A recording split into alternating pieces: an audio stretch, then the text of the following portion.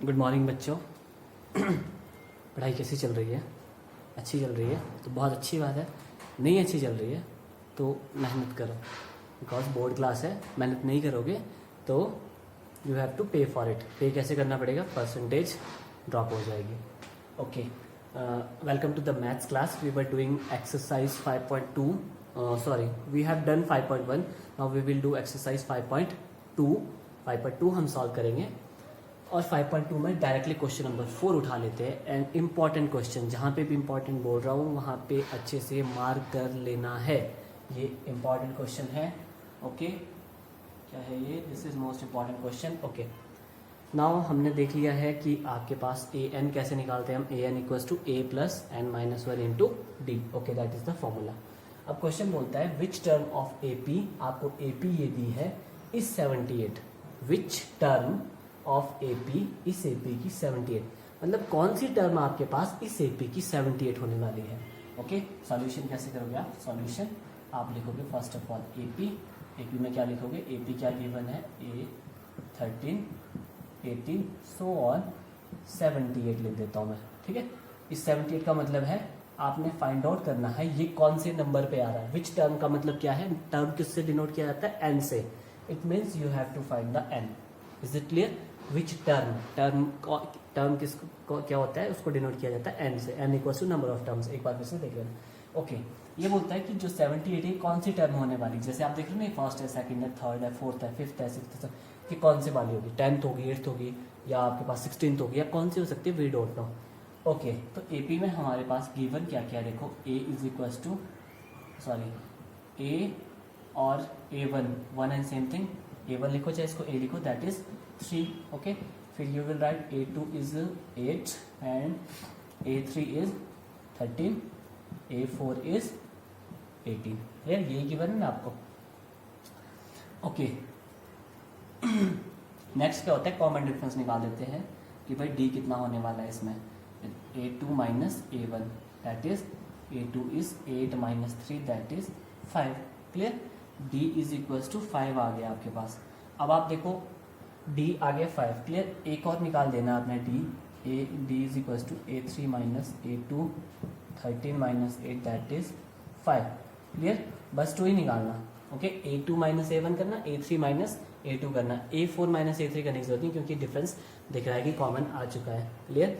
ये 2 भी इसलिए निकाला, देखना है कि कॉमन डिफरेंस है या नहीं है, बट होगा कॉमन। जब आपको पहले लिखा ना विच टर्म ऑफ AP, मतलब ये AP है। AP है तो मतलब सेम डिफरेंस पे नंबर रिपीट होने वाले हैं, तो कॉमन डिफरेंस होगा ही होगा। ओके, अब आप देखो आपको A भी मिल चुका है, D भी मिल चुका है, और साथ में क्या बोलता है लास्ट टर्म देखो AN। आपको AN कितना है? That is 78। ये भी क्या है आपके पास? गिवन। ये क्या है आपके पास? गिवन। ओके, AN कितना है? 78। अब AN क्या होता है? देखो AN क्या होता है? A plus n minus 1 into D is equal to 78। Is it clear?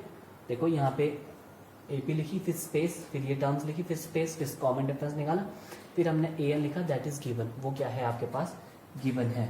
अब AN, चलिए मैं इस AN को यहाँ लिख देता हूँ। AN इज इक्वल टू कितना बोलता है ये? 78। और AN क्या होता है? A plus n minus 1 into D is equal to 78। यहाँ तक सबको क्लियर हो गया?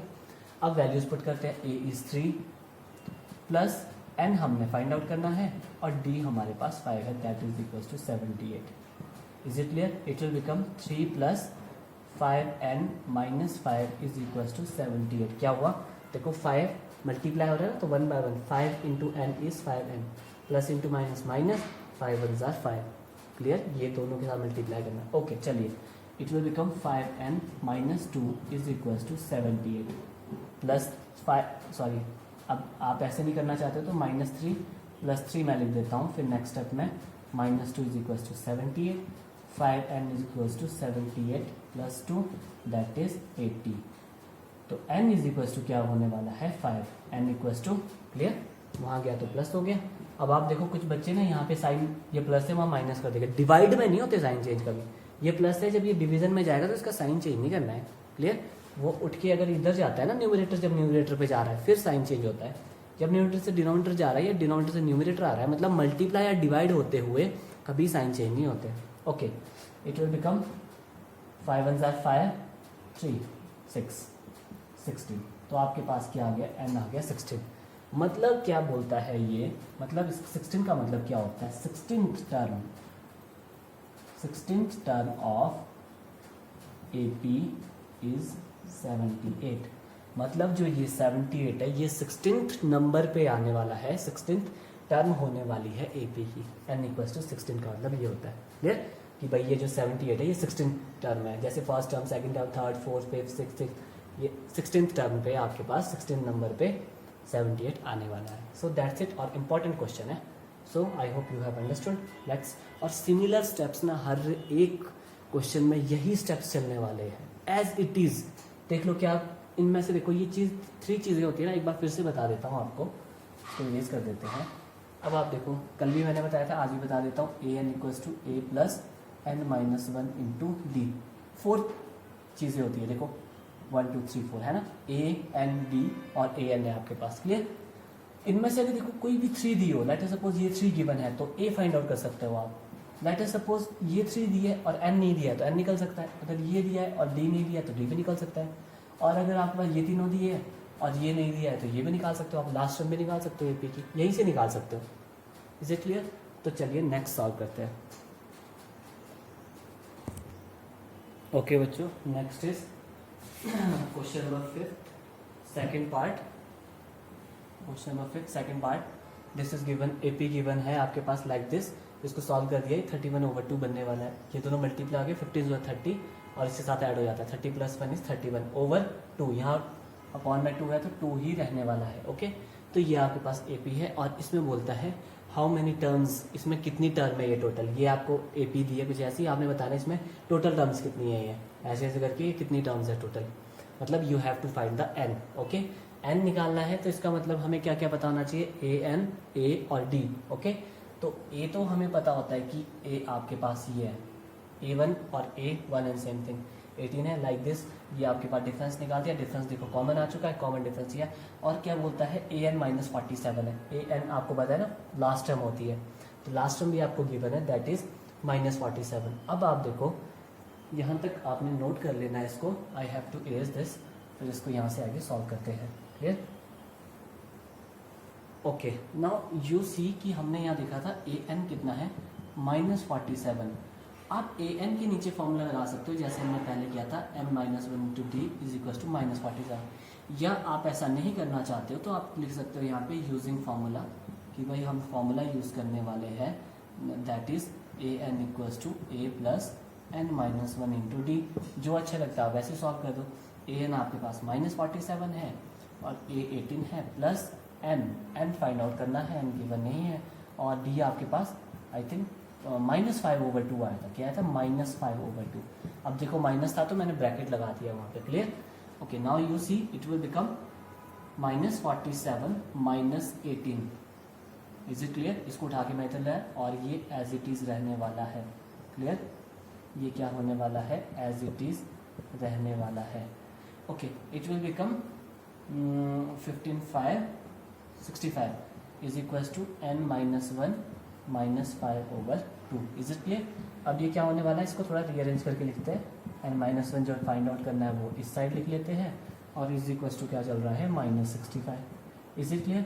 n minus 1. अब आप देखो यू हैव 2 ऑप्शंस. आप इस -5/2 को यहाँ मल्टीप्लाई करो, इट विल बिकम क्या होने वाला है, ये देखो -5/2n और ये बनेगा +5/2 इज इक्वल टू -65. फिर ये वहाँ उठ के जाएगा, फिर यहाँ पे एलसीएम लेना होगा, फिर जाके ये क्रॉस मल्टीप्लाई होगा. उसकी बजाय क्या करते हैं, 1 स्टेप में देखो हो सकता है. आप पहले प्रीवियस क्वेश्चन में भी ऐसा ही कर सकते हो. It will become n minus 1 is equal to -65 into 2/-5. देखो यहाँ ये न्यूमरेटर में था तो यहाँ डिनोमिनेटर में जाने वाला है, यहाँ डिनोमिनेटर में था ये न्यूमरेटर में जाने वाला है. ऐसा क्यों हो रहा है, क्योंकि ये दोनों आपस में मल्टीप्लाई हो रहे हैं. अगर यहाँ बीच में मल्टीप्लिकेशन नहीं होता ना, एडिशन होता, फिर मैं ऐसे सॉल्व नहीं करता इसको. अब ये क्या हुआ, यहाँ मल्टीप्लाई आ रहा था तो ये ऊपर चला गया, वो नीचे आ गया. क्लियर. तो माइनस माइनस कैंसिल, 5 1 जार 5, 5 1 जार 5, 3 जार, it will become 26. n minus 1 equals to 26, n equals to 26 plus 1, n equals to 27. Clear. So you will write there are 27 terms in given AP. There are 27 terms in the given AP. आप इसको आप अपने method से कर सकते हो, आप जैसा आपको अच्छा लगता है आप वैसा करो। किसी ने बोला आपको कि वो एज इट इज कॉपी करो जो मैंने करा हुआ है, आप अपने हिसाब से इसको कर सकते हो। Okay, you have done. जैसे यहाँ पे है ए एन, पहले वाला क्वेश्चन कैसे सॉल्व किया था, इसको उस मेथड से भी कर लेता हूँ। ये ए एन क्या होता है, ए एन होता है भी a plus N minus one into d. इस तरह भी आप कर सकते, दैट इज -47। ए के आपके पास 18 प्लस एन फाइंड आउट करना है, तो उसको एज इट इज लिखना है, डी माइनस 5/2 था is equal to -47। It will become N minus 1 minus 5/2 is equal to -47 minus 18 which is equal to कितना आ रहा था ये -65। तो देखो आंसर तो सेम आ रहा है आपके पास, n minus 1 is equal to -65 into 2/-5 minus cancel, आपके पास आंसर तो वही आने वाला है। आप ऐसे करो या यूजिंग फॉर्मूला लिख सकते हो, आपके पास चॉइस है, जैसा आपको अच्छा लगे आप वैसा करो। Okay, let's do next question. Question number 6 को होल्ड करते हैं, और चैप्टर खत्म होने से पहले एक बार बता देना कि ये क्वेश्चन भी हमारा be left with this question. Now we will solve question number 7 number. Okay बच्चों, next is problem number 7, that is AP नहीं गिवन है हमारे को, we are given with some hints, हमें हिंट दिए हुए हैं और उससे हमें whatever we are asked to find we have to find it. Find the 31st term, हमें कौन सी निकालनी है, 31st टर्म। अब 31st टर्म, ये चीज़ याद रखना हमेशा, 31st टर्म का मतलब क्या है, we have to find A31। 31st का मतलब होता है 31th टर्म निकालो, ठीक है, उसका मतलब होता है A31। क्लियर, उसका मतलब ये नहीं होगा कि आपके पास A31 आपके पास क्या है, ये आपको फाइंड आउट करना है। Clear, okay. तो फिर आप सबसे पहले क्या करोगे, लेट, सबसे पहले करते हैं A, D be the, let करना पड़ेगा ना पहले क्योंकि हमें नहीं पता है, let A and D be the first term and, और डी के आपके पास कॉमन डिफरेंस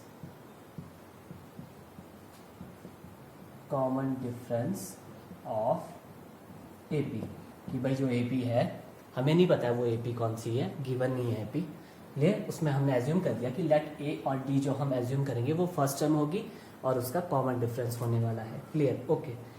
अब ये नेक्स्ट बोलता है find the 31st term of AP whose 11th term is 38, कि भाई आपने A31 फाइंड आउट करना है। क्या करना है आपने, फाइंड A31 फाइंड आउट करना है, जिसमें क्या बोलता है 11th टर्म इज, एक बार लिख देता हूं मैं, 11th टर्म क्या बोलता है, 11th टर्म आपके पास 38 है, 11th term is 38। 11th term का क्या मतलब होता है, A11 is equal to 38। Remember जब हम बोल रहे थे, या लेटर सपोज ये मेरे पास AP है 2, 3, 4 ऐसे है, तो मैं इसको A1 लिखता हूँ क्योंकि ये फर्स्ट टर्म है, ठीक है। सेकंड टर्म को A2 लिखा जाता है, थर्ड टर्म को A3 लिखा जाएगा। उसी तरह 11th टर्म को क्या लिखा जाएगा, A11, कि भाई 11th टर्म है वो। A11 कितना है आपके पास 30, इसको इक्वेशन 1 दे देते हैं। ओके, और नेक्स्ट क्या बोलता है ये, 16th टर्म इज 73। अब क्या बोलता है, नेक्स्ट स्पेस देना है आपने, 16th term is 73। 16th term is 70। 16th term का मतलब क्या है, आपको A16 कितना बोलता है 73, इक्वेशन नंबर 2। यहाँ तक सबको क्लियर हो गया। क्या बोला कि भाई आपके पास, कि क्या था आपके पास, हमारे पास 11th टर्म का मतलब क्या हुआ, A11। एग्जाम्पल मैंने आपको बता दिया कि क्या, क्यों मैं इसको 11th टर्म को A11 लिख रहा हूँ। A11 ये आपके पास हिंट है, ये 2 हिंट है, और हमने A31 फाइंड आउट करना है। ओके जी, तो चलिए अब जब हिंट जो दिया है उनको उठा लेते हैं 1 बाय 1, ठीक है। अब देखो कैसे इरेज करना पड़ेगा। अब क्या कहा था इसने, मैं यहाँ पे लिख देता हूँ A11, दोबारा राइट नहीं करना है।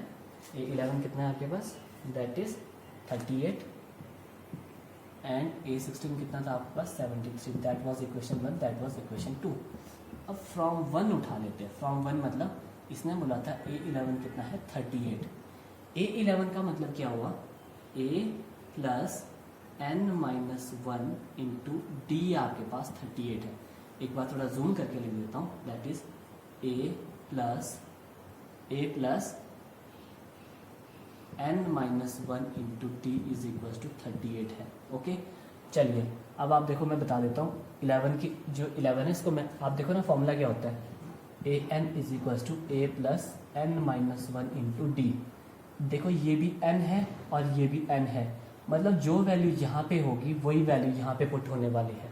तो आप हम क्या कर रहे हैं, a11 का मतलब क्या है, a plus 11 minus 1 into D, क्योंकि यहाँ n था तो यहाँ भी n ही होता है, मतलब यहाँ अगर n की वैल्यू 11 है तो वहाँ भी 11 ही रखनी है, इसीलिए मैंने इसको ऐसा किया। वाई रीज़न हम यहाँ लिखेंगे, because A N equals to A plus N minus 1 into D होता है।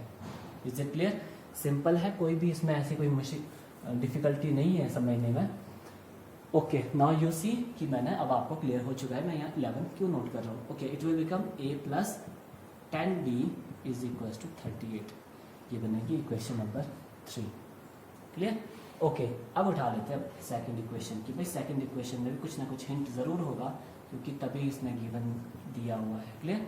और it will become a plus, now I will write 16 minus 1 into D is equal to 73। Is it clear? अब मैंने इसको 16 क्यों लिखा, क्योंकि यहाँ मैंने क्लियर कर दिया है, अब रीज़न बार बार लिखने की जरूरत नहीं है। a plus 15d is equal to 73, equation number 4। Okay, erase करते हैं इसको, इक्वेशन नंबर 4। अब ये क्यों फाइंड आउट कर रहा हूँ मैं, देखो अब हमें क्या निकालना है, a31 निकालने के लिए मुझे क्या वैल्यू पता होनी चाहिए, मुझे a भी पता होना चाहिए, मुझे n भी पता होना चाहिए, मुझे d भी पता होना चाहिए, तभी तो। चलो n तो गिवन है, n तो आपके पास 31 है, n तो है इसमें, a31 जो फाइंड आउट करना है उसमें n है, बट आपके पास क्या है, आपके पास क्या चीज़ नहीं है यहाँ पे, ना आपके पास a है ना ही आपके पास d है। इस a और d को फाइंड आउट करने के लिए इनको सॉल्व किया जा रहा है। अब आप देखो a और d कैसे मिलने वाला है, देखो वही आपने जो इक्वेशन सॉल्व करना सीखी है प्रीवियस चैप्टर्स में। अब आप देखो ये हमारे पास एक इक्वेशन है, ये आपका सेकंड इक्वेशन है। क्लियर? अब आप देखो कोई भी मेथड इसमें अप्लाई कर दो, आप सब्स्टिट्यूशन करना चाहते हो सब्स्टिट्यूशन करो, एलिमिनेशन करना चाहते हो एलिमिनेशन करो, क्रॉस मल्टीप्लाई करना चाहते हो तो क्रॉस मल्टीप्लाई अप्लाई कर सकते हो। बट यू सी एलिमिनेशन सबसे ईजी होता है। तो यहाँ देखो ये अगर हम सब्ट्रैक्ट कर दें, सब्ट्रैक्ट इक्वेशन 3 एंड 4 को सब्ट्रैक्ट करता है। 3 क्या थी आपके पास, a plus 10d is equal to 38 and ये थी a plus 15d is equal to 73। Subtract लिखा है तो साइन चेंज होने वाले हैं। Is it clear? Now you see यहाँ से a एलिमिनेट हो गया। Clear? It will become minus 5d, देखो ना माइनस 15 ग्रेटर है, ये साइन बोल जाना, ये साइन है इसका, ठीक है, प्लस माइनस माइनस, आंसर में माइनस आने वाला है। ओके, और क्या कर सकते हो आप, अगर आपको ऐसे भी नहीं करना है तो सब्ट्रैक्ट करते हैं इक्वेशन 4 एंड 5 को, सॉरी 4 एंड 3 को, इक्वेशन 4 एंड 3 को। क्यों कर रहा हूँ मैं 4 एंड 3 को, जैसे कि 4 थोड़ी ग्रेटर है आपके पास, 15d इज इक्वल टू 73, 4 पहले लिखी, फिर मैं यहाँ पे सेकेंड इक्वेशन लिख रहा हूँ that is 38, minus minus minus, now you see eliminate हो गया। क्लियर? अब इजीली सब्ट्रैक्ट हो जाएगा, यहाँ पे माइनस की प्रॉब्लम नहीं रहने वाली है। देखो 15 minus 10 is 5d is equal to 73 minus 5 35, d is equal to 35 over 5, d is equal to 7, d आ गया आपके पास। अब आप पुट कर लो, कहाँ पुट करते हैं, यहाँ पुट करते हैं, इजीली हो जाएगा।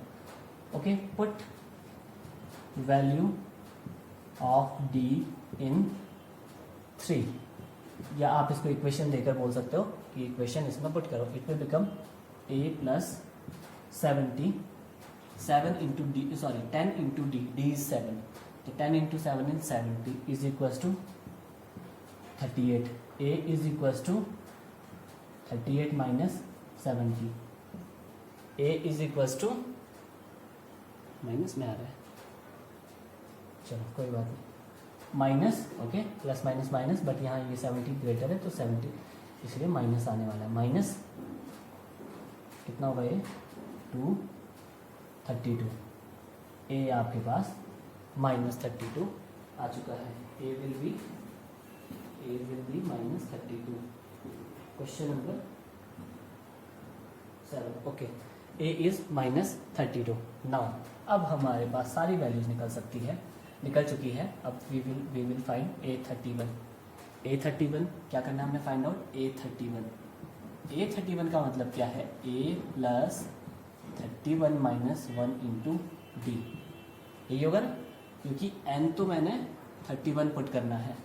अब वैल्यूज पुट करेंगे हम A और D की। A कितना था आपके पास -32 plus it will become 30 minus 1 is 30 into D is 7। A -32 था plus 31 minus 1 is 10, sorry 31 minus 1 is 30। Okay, it will become -32 plus 7 3 are 21 और 0। ओके, प्लस माइनस माइनस होने वाला है। इट विल बिकम 8 7 171, जो आपके पास 831 होने वाली है, that will be 178 correct answer. ठीक है, you will write 31st term of AP is 178, that's it. Is it clear? I hope आपको ये समझ आ गया हो। अगर आपको ये समझ आ चुका है तो 9th question is similar. Okay, 9th question is similar. Okay बच्चों, let's solve problem number 9। Both are similar, इसीलिए इकट्ठा किया जा रहा है इनको। यू सी की ये क्या कहता है, if the third and 9th term of AP are 4 and -8। क्या बोलता है, if the third and the 9th term of AP are 4 and -8। क्या कहता है ये बोलता है अगर आपके पास, पहले एज्यूम कर लिया, ये हर क्वेश्चन में एज्यूम करना है जहाँ AP नहीं गिवन हो। थर्ड टर्म कितना बोलता है, ये थर्ड टर्म आपके पास कितनी बोलता है, यहाँ लिख देते हैं। थर्ड टर्म कितनी बोलता है, ये थर्ड टर्म बोलता है इट इज़ 4। थर्ड टर्म कितनी है, 4। ओके, थर्ड टर्म का मतलब क्या है, A3 आपके पास 4 है, इक्वेशन 1। ये पहला हिंट है। सेकंड इज 9th टर्म, और ये क्या कहता है 9th टर्म। 9th टर्म कितनी है आपके पास, 9th term is given that is -8। Okay, -8 मतलब A9 आपके पास कितना है, -8, इक्वेशन नंबर 2। अब आप देखो, जब आप फ्रॉम 1 उठाओगे तो एक इक्वेशन यहाँ बनने वाली है फ्रॉम 1 से, और एक फ्रॉम 2 से होने वाली है। आप उसमें मेथड लगाओगे, elimination method, then you will get the value of A and D। अब A and D आपके पास मिल जाएगा। और क्वेश्चन क्या बोलता है आगे देखो, विच term of AP is 0। Which term of AP is 0। Which term of AP का मतलब आप लिखोगे नाउ, जब आप पास ये वैल्यूज आ जाएगी ना यहाँ पे A और किसकी, D की, ये कुछ फाइंड आउट करनी है आपको। ओके, मैं हिंट दे देता हूँ आपको। What will be the value of D is -2 and 8। D is -2 और A आपके पास 8 आने वाला है।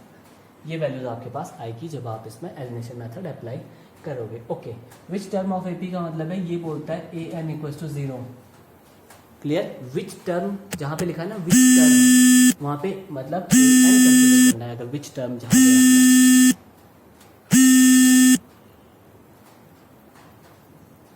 ओके बच्चों, विच टर्म का मतलब क्या हुआ, AN फाइंड आउट करना है। AN आप पास कितना है, 0। Okay, it will become A plus, clear, which term of AP is 0। Which term का मतलब क्या हुआ, AN आपके पास क्या है। ओके बच्चों, क्या बोलता था, विच टर्म ऑफ AP इज 0। जैसे आपको स्टार्टिंग 4th क्वेश्चन किया था, हमने आपको बताई थी AP थी कुछ ऐसे ऐसे और बताना है 78 कौन सी टर्म होगी। तो हम 78 जो टर्म थे उसको क्या कंसिडर कर रहे थे, AN, उसको हम लास्ट टर्म कंसिडर कर रहे थे। तो वैसे ही हमने यहाँ किया कि इसने पूछा था विच टर्म ऑफ AP इज 0। आप पास कोई AP दिया, लाइक सपोज 4, उसमें ऐसे 10 आ रहा है, फिर 8 आ रहा है, फिर 6 आए, फिर 4, फिर ये बोलेगा कि 0 कौन सी टर्म होने वाली है। तो 0 को क्या कंसिडर करना है आपने, AN, मतलब लास्ट टर्म आपने कंसिडर करना है। तो हमने इसका n निकालना है कि कौन से नंबर पे है। तो वैसे ही मैंने यहाँ पे किया, AN is 0। Clear, formula of AN is A plus n minus 1 into D is equal to 0। अब आपके पास A भी है, n भी है और इक्वल टू 0 चल रहा है, और n की वैल्यू यहाँ से खुद ब खुद आपके पास निकल जाने वाली है। Is it clear. अब आप इसको यहाँ से आगे सॉल्व करोगे तो आपके पास जो ओनली होल आंसर आने वाला है that will be 5, n equals to 5, n equals to 5. It means fifth term